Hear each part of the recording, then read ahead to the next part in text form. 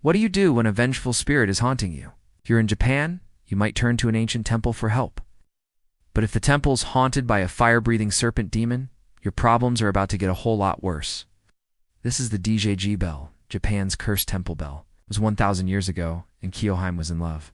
She was the daughter of a wealthy merchant, and she had set her sights on a handsome young monk named Tira no Sadakata. Now, you'd think that a monk would be a good holy man, but Sadakata was a bit of a womanizer. He didn't just ignore Kiyohime's advances, he actually treated her very badly. So like any scorned woman, she turned to magic. She transformed herself into a huge serpent demon and flew all the way to Dōjō-ji temple, where the monk was hiding. She found him sitting under the great bronze bell and coiled herself around it. Then she did the only logical thing she could think of. She breathed fire. And since the bell was hollow, it acted like a giant oven. It burned Kiyohime and Sadakata alive.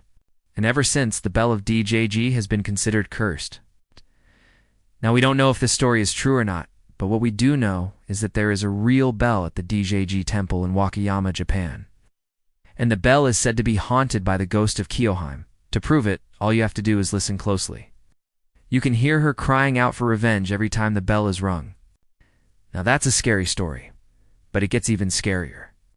After the bell was rung, it was apparently so haunted that it had to be buried, and a new bell was brought in to replace it.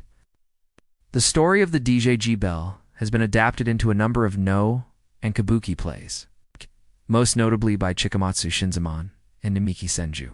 In fact, the story has become one of Japan's most famous tragic ghost tales, and there are still performances given in its honor. So if you're ever in Japan and you hear the haunting tale of the Dōjō-ji bell, you might want to run away. After all, you don't want to be caught in the middle of a supernatural love triangle. Thanks for watching. Please like and subscribe. See you next time.